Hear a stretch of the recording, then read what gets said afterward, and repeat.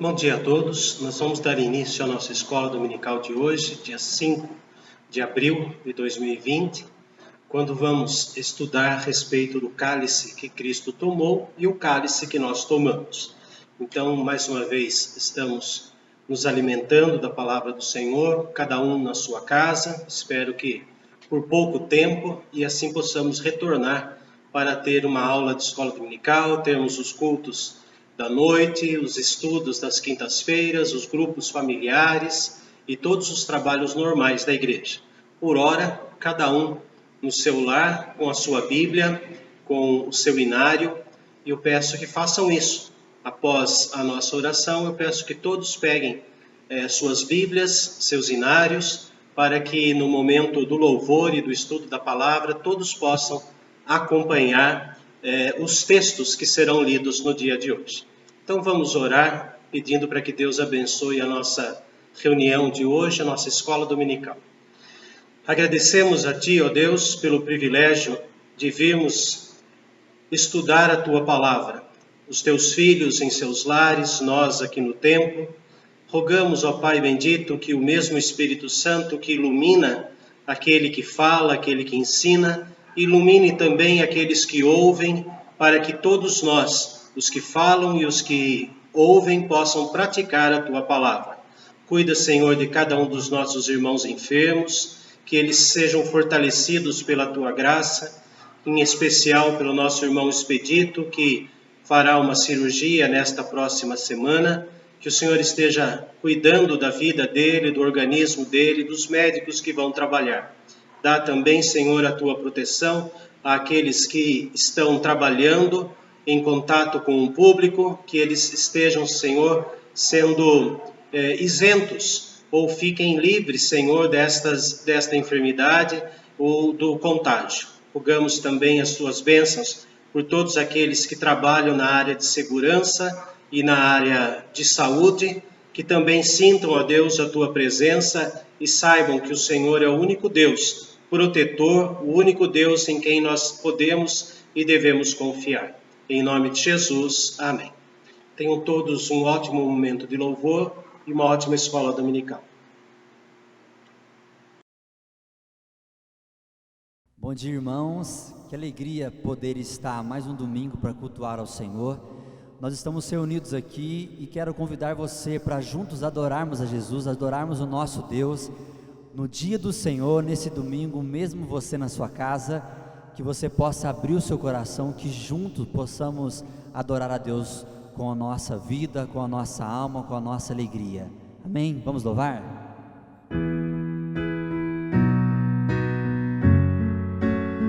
Vim para adorar-te, luz do mundo. Luz do mundo, vieste à terra para que eu pudesse te ver. Tua beleza me leva a adorar-te, quero contigo viver. Louve, vim para adorar-te. Vim para adorar-te, vim para prostrar-me, vim para dizer que és meu Deus, és totalmente amável, totalmente digno, tão maravilhoso para mim. Eterno Rei, Eterno Rei, exaltado nas alturas, glorioso nos céus, humilde, humilde vieste à terra que criaste, por amor pobre se fez. Vim para adorar-te, vim para prostrar-me, vim para dizer que és meu Deus, és totalmente amável, totalmente digno, tão maravilhoso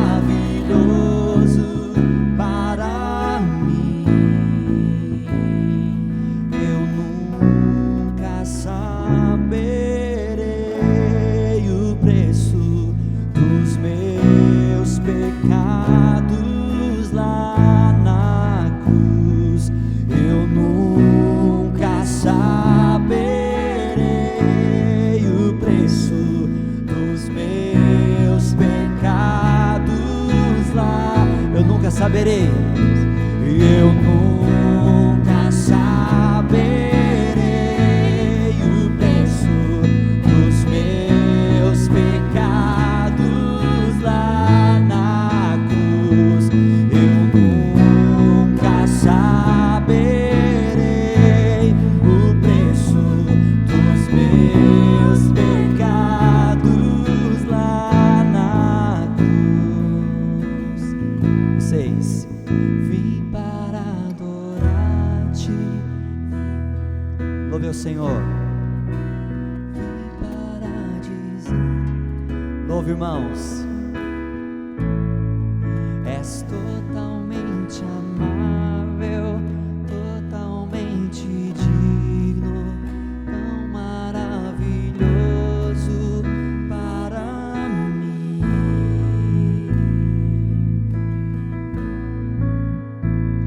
Nós louvamos ao Senhor com alegria. Nós viemos adorar o Senhor com alegria, porque a alegria do Senhor está na nossa vida, está no nosso coração. Quero convidar você que tem o seu filho, a sua filha na sua casa, para vir cantar com a gente. Talvez você não chamou ele e ela ainda, mas chame os seus filhos. Vamos louvar o Senhor, porque a alegria do Senhor está no nosso coração.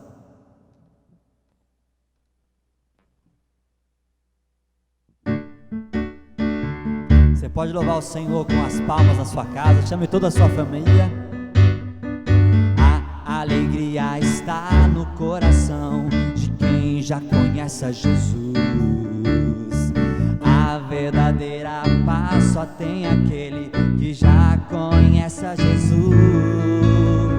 O sentimento mais precioso que vem do nosso Senhor é o amor que só tem quem já conhece a Jesus. Alegria.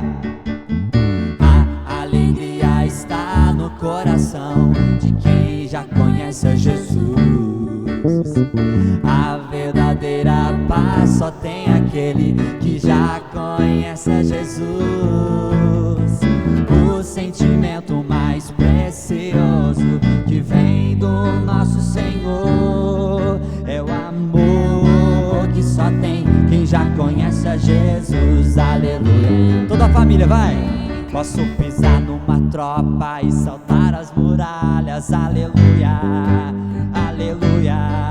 Posso pisar numa tropa e saltar as muralhas. Aleluia, aleluia. Cristo é a rocha da minha salvação, com Ele não há mais condenação. Posso pisar numa tropa e saltar as muralhas. Aleluia, aleluia. O sentimento mais precioso que vem do nosso Senhor é o amor que só tem quem já conhece a Jesus. Aleluia, amém. Segura. É difícil tocar, cantar, pular, fazer o gesto, então que você possa fazer a sua parte na sua casa e adorar o Senhor com alegria. Vamos de novo, alegria. A alegria está no coração de quem já conhece a Jesus. A verdadeira paz só tem aquele que já conhece a Jesus. O sentimento mais precioso que vem do nosso Senhor é o amor que só tem quem já conhece a Jesus. Aleluia, amém. O sentimento mais precioso que vem do nosso Senhor é o amor que só tem quem já conhece a Jesus. Aleluia, amém. Glórias a Deus.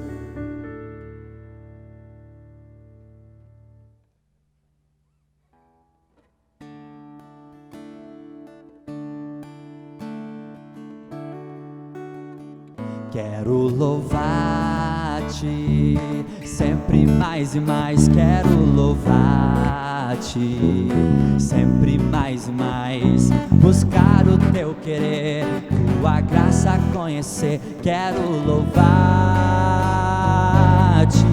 As aves dos céus cantam para ti, as feras do campo refletem teu poder. Quero cantar, quero levantar as minhas mãos a ti. Quero amar-te, quero amar-te, sempre mais e mais quero amar-te, sempre mais e mais buscar o teu querer, tua graça conhecer. Quero amar-te. As aves do céu cantam para ti, as feras do campo refletem teu poder. Quero cantar, quero levantar as minhas mãos a ti, servir-te, quero servir-te, sempre mais e mais quero servir-te, sempre mais e mais buscar o teu querer, tua graça conhecer. Quero servir-te. As aves do céu cantam para ti, as feras do campo refletem teu poder. Quero cantar, quero levantar as minhas mãos a ti. As aves do céu cantam para ti, as feras do campo refletem teu poder. Quero cantar, quero levantar as minhas mãos a ti. As aves do céu cantam para ti, as feras do campo refletem teu poder. Quero cantar, quero levantar as minhas mãos a ti, Senhor.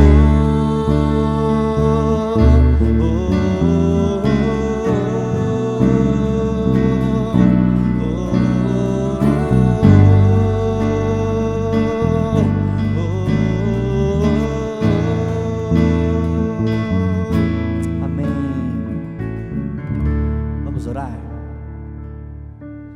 Feche seus olhos, abaixe sua cabeça, como um ato de concentração.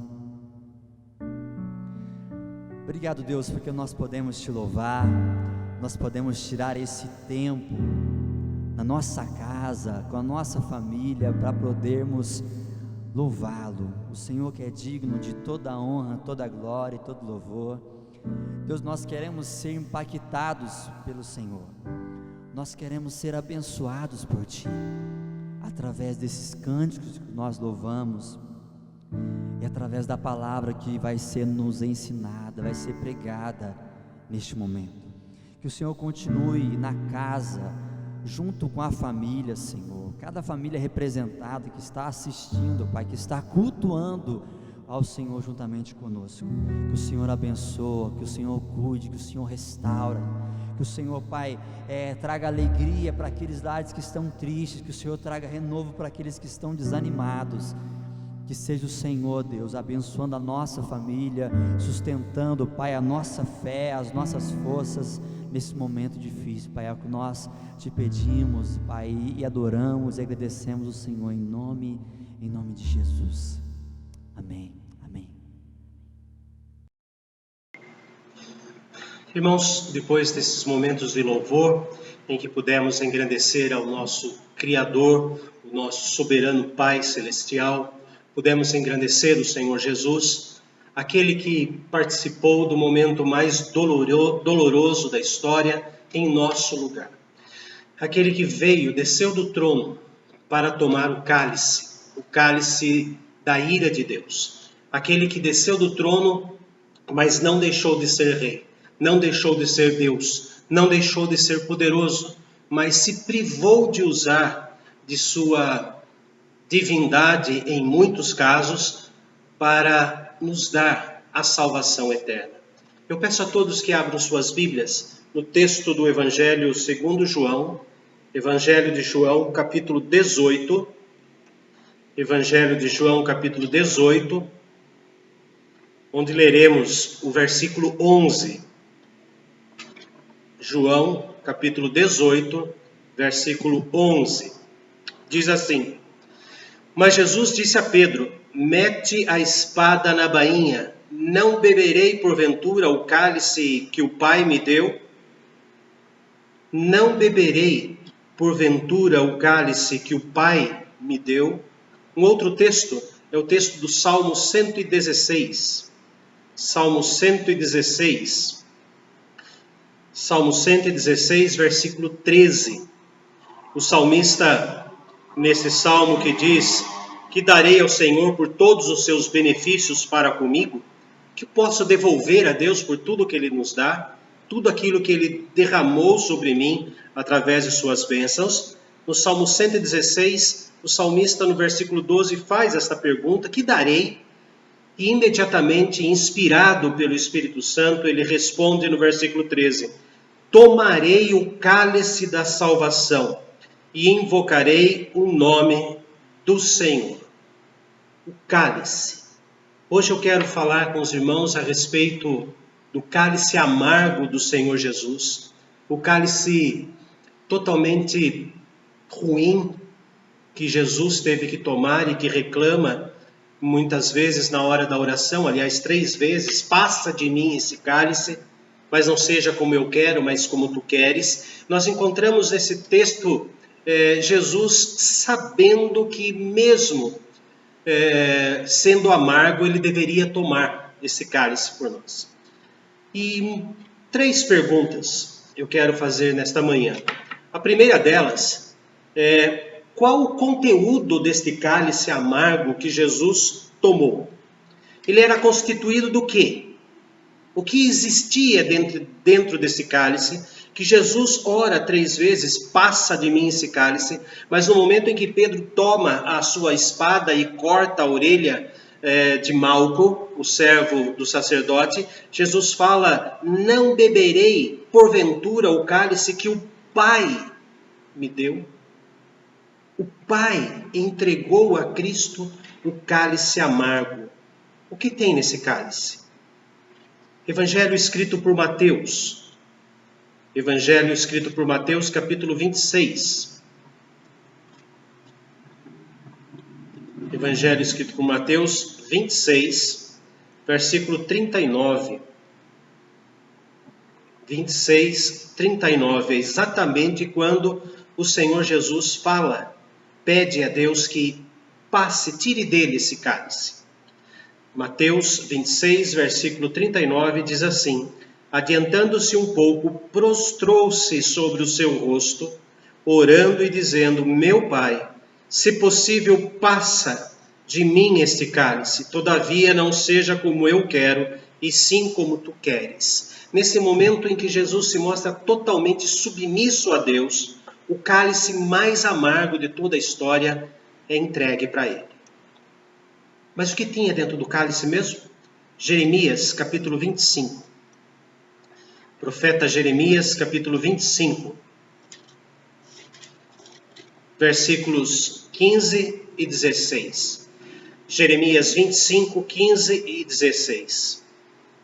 Porque assim me disse o Senhor, o Deus de Israel: toma da minha mão este cálice de vinho do meu furor, e darás a beber dele a todas as nações, as quais eu te enviar, para que bebam e tremam, e enlouqueçam por causa da espada que eu enviarei para o meio dela.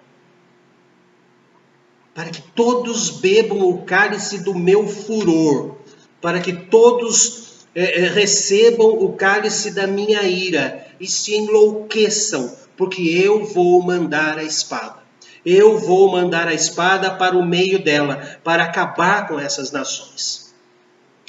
O que tinha ali dentro é o furor da ira de Deus, o ódio de Deus pelo pecado, o ódio de Deus pela desobediência, a correção final daquilo que Adão e Eva fizeram. Desobedeceram a Deus, quiseram ser iguais a Deus. O texto nos deixa muito tristes quando fala que os nossos primeiros pais admiraram a árvore, admiraram o fruto, Perceberam que eles precisavam ter mais conhecimento e seriam iguais a Deus. O texto deixa claro que este furor, que esta ira, desde o início dos tempos, agora Deus fala, eu vou entregar a todas as nações, que todos eles bebam esse cálice, porque todos pecaram e carecem da glória de Deus. Texto de Isaías 51. Texto de Isaías 51, versículo 17. Isaías 51, 17. Desperta, desperta, levanta-te, ó Jerusalém, que da mão do Senhor bebeste o cálice da sua ira, o cálice de atordoamento, e o esgotaste. Atordoamento. Não bebedice, mas o cálice de tão amargo que provocou uma indigestão tal que eles ficaram atordoados, não bêbados, cambaleantes de um lado para o outro, mas o cálice que iria deixá-los sem sentido. O cálice que iria deixá-los, como disse em Jeremias, enlouquecidos. Este cálice é o cálice que Cristo tomou. Mas ele tinha um outro ingrediente nesse cálice. João capítulo 1, versículo 11. João capítulo 1, versículo 11. Evangelho de João, capítulo 1, versículo 11. Diz assim: veio para o que era seu, e os seus não o receberam. E capítulo 7 de João, versículo 15. 7:15. Então os judeus se maravilhavam e diziam: como sabe este letras sem ter estudado? A incredulidade. O cálice, o segundo ingrediente era a incredulidade. O primeiro ingrediente é a ira, a raiva, o furor de Deus sobre os pecadores. O segundo elemento do cálice é a incredulidade das pessoas de não entenderem que Jesus era o próprio Deus. E ele diz ali no final, na sua morte, o Evangelho fala que eles zombavam: se tu és o Cristo, salva-te a ti mesmo e a nós também. A incredulidade, se não crerem em Cristo, também não creriam em Deus. O cálice, o conteúdo dele era a ira, a incredulidade. João capítulo 1, versículo 29. João 1, 29. No dia seguinte viu João a Jesus que vinha para ele e disse: eis o Cordeiro de Deus que tira o pecado do mundo. O errar o alvo, o pecado, a transgressão, ou não fazer aquilo que Deus ensinou a fazer. O conteúdo do cálice do Senhor Jesus era a ira de Deus, o furor de Deus. Para si a incredulidade. Esse não é Deus. Esse não é Jesus. Crucifica-o, mata-o. E também todos os erros da humanidade. Da humanidade que será salva por serem eleitos e da outra humanidade também. Embora não tão eficaz, porque nós cremos na doutrina da expiação limitada, a eficácia do sangue de Cristo foi sobre os eleitos. Mas o poder era para todos, mas a eficácia apenas para os escolhidos de Deus. Esse é o conteúdo do cálice. A ira, a revolta, o julgamento, a incredulidade dos homens e o pecado do mundo inteiro. Quando nós lemos João, capítulo 18, e vemos Jesus falando: passa de mim esse cálice, passa, dá a impressão que Jesus não queria mesmo. Ou ele foi pego de surpresa não querendo tomar o cálice. Ou foi revelado a ele em cima da hora. Aliás, isso foi uma doutrina do primeiro século, do segundo século, quando acreditavam que Jesus só foi saber da sua missão depois do batismo. Só o Espírito Santo apenas entrou em Jesus na hora em que ele foi batizado por João Batista. Mas não, ele sempre foi Deus. Então por que ele fez essa oração? Por que ele pediu: passa de mim esse cálice? Ele sabia que ia ser a ira de Deus, a incredulidade das pessoas, sabia que todo o pecado do homem, dos homens, ou todos os pecados do mundo estariam sobre ele. Mas em Isaías 52 e 53, nós vemos que ele já sabia de tudo isso. O que ele nos ensina não é o pedido, não é a sua parte humana tendo queda, sendo fraca, dizendo, tira de mim isso. O que ele está ensinando é a segunda frase. Não seja como eu quero, mas sim como tu queres. A ênfase está na vontade de Deus. Porque lá em João 6 ele já falou isso. Que ele não veio para fazer a sua própria vontade, mas para fazer a vontade daquele que o enviou. E a vontade daquele que o enviou é esta, que nenhum eu perca de todos os que me deu. Então ele sabia do amargor do cálice. Como é que Jesus tomou esse cálice? Com revolta, com ódio, com desejo de desobediência. Como é que ele tomou esse cálice? Mateus capítulo 26. Evangelho escrito por Mateus, capítulo 26, versículos 38 a 46. Vai falar sobre a oração. Mateus 26, 38 a 46. Então lhes disse: a minha alma está profundamente triste até a morte. Ficai aqui e vigiai comigo. Adiantando-se um pouco, prostrou-se sobre o seu rosto, orando e dizendo: meu Pai, se possível, passe de mim este cálice, todavia não seja como eu quero, e sim como tu queres. E voltando para os discípulos, achou-os dormindo e disse a Pedro: então nem uma hora pudestes vós vigiar comigo? Vigiai e orai, para que não entreis em tentação. O espírito, na verdade, está pronto, mas a carne é fraca. Tornando a retirar-se, orou de novo, dizendo: meu Pai, se não é possível passar de mim esse cálice sem que eu beba, faça-se a tua vontade. E voltando-se, achou-os outra vez dormindo, porque os seus olhos estavam pesados. Deixando-os novamente, foi orar pela terceira vez, repetindo as mesmas palavras. Então voltou para os seus discípulos e lhes disse: ainda dormis e repousais? Eis que é chegada a hora, e o Filho do Homem está sendo entregue nas mãos dos pecadores. Levantai-vos, vamos, eis que o traidor se aproxima. Na oração que nós vemos Jesus fazendo, ele não teve então a queda, não se mostrou fraco, medroso, mas ele mostra o seu temor e tremor diante da vontade do Pai. Na segunda parte da oração, ou aliás, na segunda oração ele diz assim: se não é possível passar de mim esse cálice sem que eu o beba. Então ele já sabia, a partir da primeira vez que ele ora, fala: passa de mim esse cálice, mas seja feita a tua vontade. Ele já estava convencido de que a vontade aconteceria. Na segunda oração, então, ele muda, dizendo: não é possível sem que eu o beba, faça-se a tua vontade. Então ele já teve a sua consciência desde a fundação do mundo, que morreria e tomaria o cálice. Mas aqui ele mostra temor. Ele não quer desrespeitar o amor do Pai. Ele não quer fazer com que o Pai fique irado com ele. Ele não quer ser insubmisso como Adão e Eva foram insubmissos, ou como nós somos insubmissos. Mas ele mostra todo o seu tremor. Tremor no sentido não tremer de medo, mas estar com o seu coração palpitando rápido, porque a vontade de Deus estava para ser cumprida. Ele toma o cálice com temor e tremor no meio da angústia. A angústia poderia ter feito Jesus estalar os dedos e os anjos desceriam dos céus e tudo acabaria.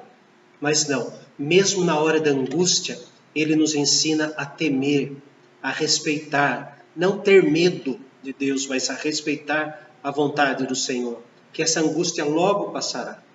Isaías 53 diz que ele viu o penoso trabalho de sua alma. Ele viu o resultado desse penoso trabalho e ficou satisfeito. Ele já sabia de tudo. O que mais? Como ele já se sentia? Como ele se sentia um pouco mais? Tomou o cálice com temor e tremor no meio da angústia. E Lucas 22, 42. Lucas 22, 42. Ele tomou querendo cumprir a vontade do Pai. É o mesmo relato da oração, dizendo: Pai, se queres, passa de mim esse cálice, contudo não se faça a minha vontade, sim a tua. Nesta frase que Lucas escreve, mostra 2 vezes Jesus atribuindo ao Pai o poder da sua vontade. Pai, se queres. E depois ele diz: não se faça a minha vontade, sim a tua. Ele tem plena certeza de que a vontade do Pai é a melhor resposta para o pecado do homem. Ele tem certeza absoluta que a vontade do Pai é o melhor para ele mesmo, Cristo. Porque no final, a última frase, ele diz: nas tuas mãos entrego o meu espírito. Ele cumpriu esse papel. Ele tinha certeza absoluta e por isso ele toma o cálice com temor, tremor, com o desejo ardente de que a vontade do Pai se manifestasse muito mais do que a sua vontade própria. Muitas vezes nós oramos e pedimos durante 15 minutos uma coisa e no final da oração, para terminar, antes de em nome de Jesus, amém, nós falamos: não seja como eu quero, mas como tu queres. Como se tudo que Deus quer é contrário do que nós queremos. Mas é verdade. É verdade. Tudo que Deus quer é contrário do que nós queremos, porque Deus não tem pecado e nós sim. Por isso que o salmista disse: no coração eu contemplar a vaidade, o Senhor não me teria ouvido a voz da oração. Isaías, capítulo 53. Isaías 53. Versículos 4 a 6. Isaías 53, 4 a 6. Certamente Ele tomou sobre si as nossas enfermidades e as nossas dores levou sobre si. E nós o reputávamos por aflito, ferido de Deus e oprimido. Mas Ele foi traspassado pelas nossas transgressões e moído pelas nossas iniquidades. O castigo que nos traz a paz estava sobre Ele, e pelas suas pisaduras fomos sarados. Todos nós andávamos desgarrados como ovelhas, cada um se desviava pelo caminho, mas o Senhor fez cair sobre ele a iniquidade de nós todos. Ele se esvaziou. Ele desceu da sua glória para isso. Diz o texto que ele tomou sobre si as nossas enfermidades. Ele tomou sobre si as nossas dores e nós achávamos que ele era um maldito de Deus. Ele se fez maldito em nosso lugar. E diz: pelas suas pisaduras fomos sarados, pelos seus hematomas nós fomos sarados. Porque foi ele que foi judiado, foi ele que foi espancado, açoitado, carregando a cruz também e tendo aquele lenho todo rústico nas costas. Depois de apanhar tanto, ainda teve que carregar aquele tronco rústico com tantas ferpas nas suas costas. Mas ele fez assim, se esvaziando em nosso lugar. Filipenses, carta de Paulo aos Filipenses, capítulo 2. Carta de Paulo aos Filipenses, capítulo 2, a partir do versículo 5. Filipenses 2, a partir do versículo 5. Tende em vós o mesmo sentimento que houve também em Cristo Jesus, pois ele, subsistindo em forma de Deus, não julgou como usurpação o ser igual a Deus. Antes a si mesmo se esvaziou, assumindo a forma de servo, tornando-se em semelhança de homens, e reconhecido em figura humana.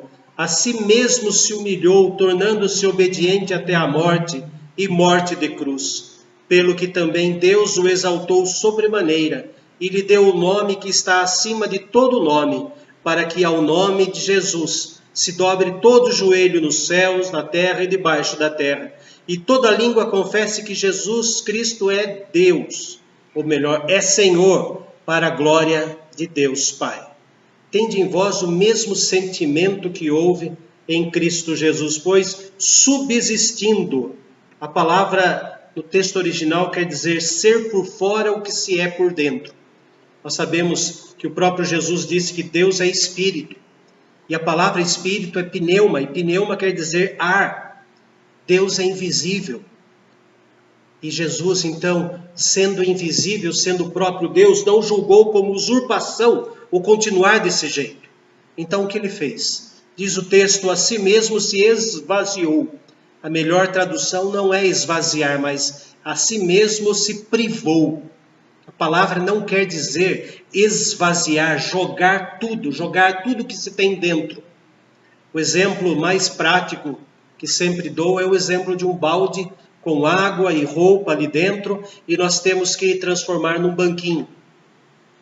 Se eu usar o verbo esvaziar, eu vou virar toda esta água e roupa dentro de um tanque, de uma bacia, e virar o balde de ponta cabeça e sentar no fundo do balde. Aí eu transformei em banquinho. Isso quer dizer para nós esvaziar. Mas a palavra ekenosen quer dizer se privar. Deixou de usar algo que era dele. E a ilustração mais simples é, ao invés de esvaziar, colocar uma tampa em cima do vaso, do balde e sentar em cima desse balde. Isso é, ele deixou de usar. O que Jesus deixou de usar, sendo ele Deus? Deus é onipotente, onisciente, onipresente.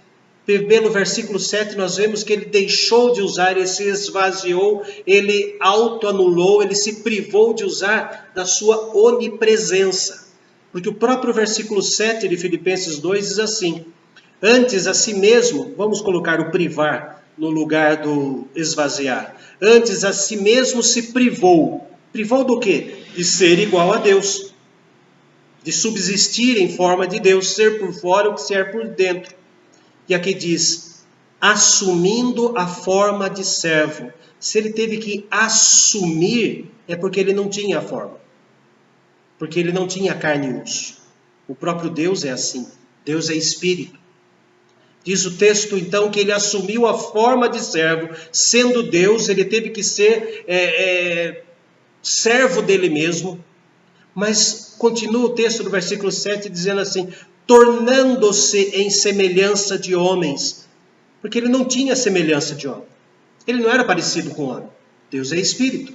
Então, subsistindo em forma de Deus, ele se privou de ter a aparência externa de Deus para ter o quê? Semelhança de homens. E ainda completa o pensamento no restante do versículo 7.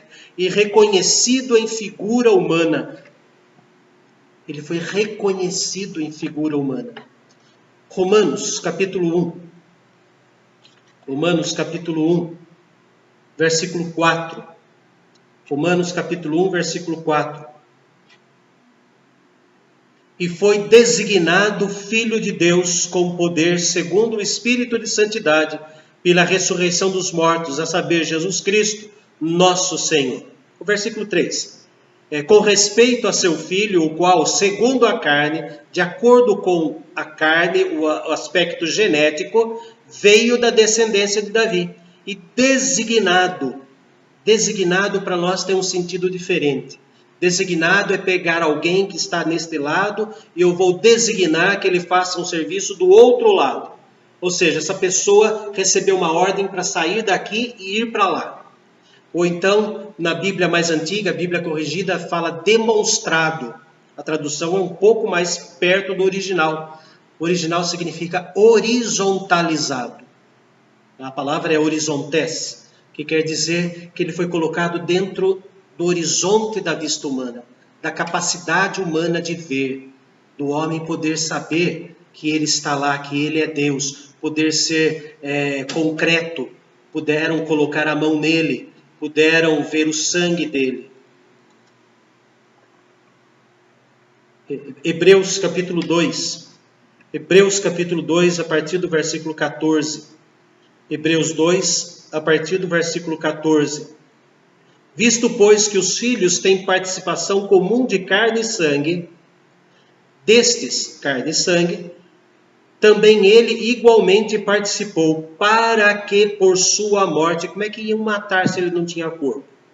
Para que por sua morte destruísse aquele que tem o poder da morte, a saber, o diabo, e livrasse a todos que pelo pavor da morte estavam sujeitos à escravidão por toda a vida. Pois ele, evidentemente, não socorre a anjos, mas socorre a descendência de Abraão. Por isso mesmo convinha, era necessário, que em todas as coisas se tornasse semelhante aos irmãos, para ser misericordioso e fiel sumo sacerdote nas coisas referentes a Deus, e para fazer propiciação pelos pecados do povo. Pois naquilo que ele mesmo sofreu, tendo sido tentado, é poderoso para socorrer os que são tentados. Jesus tomou o cálice esvaziando-se, tirando de si a essência de Deus? Não. Deixando de usar esta essência da onipresença. Continuou sendo onipotente, andou sobre as águas, ressuscitou a filha de Jairo, ressuscitou Lázaro, andou sobre as águas, multiplicou os pães. Continuou sendo onipotente. Continuou sendo onisciente.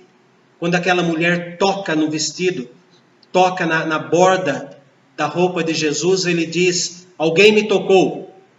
Não, ele não estava em dúvida. Ele queria que a mulher aparecesse e confessasse publicamente: aquele que me confessar diante dos homens, também eu confessarei diante de meu Pai. Ele sabia tudo. Para o jovem rico, ele não perguntou: sabes os mandamentos? Não existe o ponto de interrogação ali no texto. Olhe depois. Mas ele afirmou: sabes os mandamentos. Ele conhece todas as coisas, mas ele deixou de usar a aparência externa de Deus, espírito, invisível, para usar a nossa aparência, para usar a nossa figura. Como é que Jesus tomou o cálice? Com temor, tremor, mesmo na angústia, sendo obediente até a morte, morte de cruz. Tomou o cálice para cumprir a vontade do Pai. Tomou o cálice deixando de usar o seu poder maravilhoso para um benefício próprio. Este foi o cálice amargo. Este foi a parte que Jesus tomou. E ele tomou essa parte amarga para dar para nós o cálice doce. O cálice que nós tomamos agora. Primeira carta aos Coríntios, capítulo 10. Primeira carta aos Coríntios, capítulo 10, versículo de número 16. Primeira carta aos Coríntios 10, versículo 16. Porventura o cálice da bênção que abençoamos não é a comunhão do sangue de Cristo? O pão que partimos não é a comunhão do corpo de Cristo? Cálice da bênção. Cálice da fonte de bênçãos. A Santa Ceia é o momento de bênção, por isso ela tem que ser pública. Eu nunca vou fazer uma Santa Ceia, eu aqui e cada um na sua casa, colocando o pão e colocando o cálice do lado para tomar em casa, como se uma bênção online fosse suficiente. Porque o texto nos diz que porventura, o cálice da bênção que abençoamos não é a comunhão de quem? De todos nós no sangue de Cristo, de todos nós no corpo de Cristo, é o cálice da bênção, é o cálice da comunhão com o Senhor Jesus. Isso é doce. Por isso que participamos da ceia, para lembrar, trazer na memória, fazer isso em memória de mim, porque o amargo foi Ele quem tomou, para nos dar o doce da fonte de bênçãos. O segundo significado para nós está em Mateus 26. Mateus 26, versículo 28. Mateus 26, 28.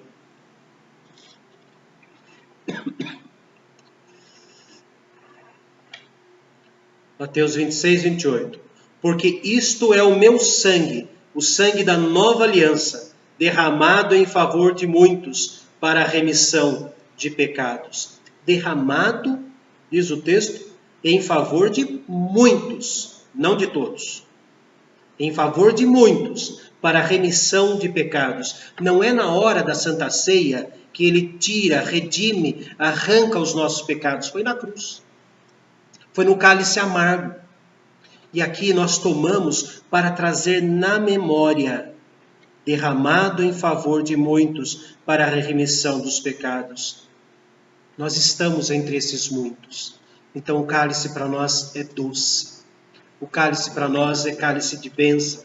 É o cálice de recordação do sangue precioso do Senhor Jesus. Primeira carta aos Coríntios, capítulo 11. Primeira carta de Paulo aos Coríntios, capítulo 11, versículo 24. Primeira carta aos Coríntios, capítulo 11, versículo 24. O terceiro motivo porque o cálice é doce está aqui. E tendo dado graças, adoração, gratidão. Participamos da Santa Ceia não para Deus nos perdoar os pecados do mês passado, mas porque Ele perdoou os nossos pecados até o final dos tempos. E tendo dado graças, o partiu e disse: isto é o meu corpo que é dado por vós, fazei isto em memória de mim. Jesus deu graças ao instituir a Santa Ceia, porque sabia que o corpo dele seria partido por nós. Então, no momento do Getsêmani, ele não está com medo, não teve um momento de fraqueza, passa de mim esse cálice. Ele teve um momento de ensino, de cumprir a obediência ao Pai, seja feita a tua vontade. Porque Jesus deu graças, partiu o pão e disse: isto é o meu corpo que é dado por vós. Ele já sabia, ele deu graças a Deus, porque era o corpo dele que ia ser partido por nós. É um motivo de adoração nossa. Foi o dele, não o nosso. Foi o corpo dele que foi rasgado e não o nosso. E ainda em 1 carta aos Coríntios 11, versículo 26, nós vemos uma quarta bênção, um quarto elemento desse cálice doce. 1 carta aos Coríntios 11, 26. Porque todas as vezes que comerdes este pão e beberdes o cálice, anunciais a morte do Senhor até que ele venha. O cálice amargo ele tomou para dizer que a ira de Deus veio. A ira de Deus foi lançada dos céus contra toda a impiedade humana. Romanos 1, 18. E diz agora aqui que o cálice que nós tomamos é o cálice que anuncia a volta gloriosa do Senhor Jesus. Ele é doce por causa disso. Porque na volta do Senhor Jesus, aqueles que já morreram estão com ele, formam o coral do céu, forma a noiva que se prepara para o casamento, o exército dos céus que há de vir com o Senhor Jesus. E quando a última trombeta tocar e o céu se abrir e Jesus descer com este exército, os remidos que já estão lá, os que estiverem vivos, diz o texto de 1 carta aos Tessalonicenses, serão elevados às alturas e então descerão, voltamos agora a Mateus 25, e descerão e ouvirão do Senhor Jesus: vinde benditos de meu Pai, entrai na posse do reino que vos está preparado desde a fundação do mundo. O cálice amargo de Jesus. Qual o conteúdo do cálice que Jesus tomou? A ira de Deus sobre os nossos pecados. A incredulidade das pessoas que conviveram com ele. Os pecados do mundo inteiro. Como Cristo tomou o cálice? Com temor e tremor durante a angústia. Com vontade de cumprir a vontade do Pai. Esvaziando-se do seu lugar, se privando de usar o seu poder eterno de Deus para benefício próprio. O que é para nós hoje o cálice da Santa Ceia? É uma fonte de bênçãos, uma recordação de que o sangue de Cristo é precioso, motivo de gratidão e adoração, o indicativo da volta do Senhor Jesus. Vamos orar. Santo Deus, nós queremos agradecer nesta manhã, porque o Senhor derramando sobre nós o teu sangue, o cálice que nós tomamos é doce, porque o amargo da ira, o amargo do furor, o amargo da desobediência, dos pecados, este amargo ficou nos lábios do Senhor Jesus.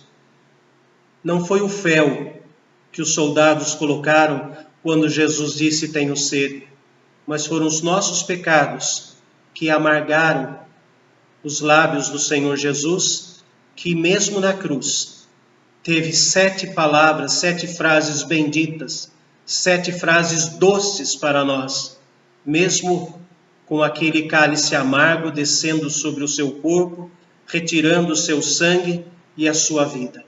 Senhor, queremos tomar esse cálice doce, mas não sozinhos, mas falar disso para aqueles que ainda não conhecem a beleza ou o sabor do cálice doce, e saber que o Senhor está vivo, celebrando dentro da nossa alma a doçura do cálice das bênçãos, do cálice da recordação do teu sangue, a doçura do cálice da gratidão e adoração, e de saber que o Senhor volta. Em nome e por amor e para a honra e glória de Jesus que oramos. Amém. E a graça do nosso amado Senhor Jesus, o amor eterno de Deus, o nosso Pai, e a comunhão com o Espírito Santo permaneça no coração de cada um, hoje e para todos sempre. Amém. Hoje à noite nós vamos estudar sobre a segunda frase do Senhor Jesus na cruz, quando ele diz: em verdade te digo que hoje estarás comigo no paraíso. Então, um bom domingo a todos, que Deus abençoe, e às 7 horas vamos participar do nosso culto.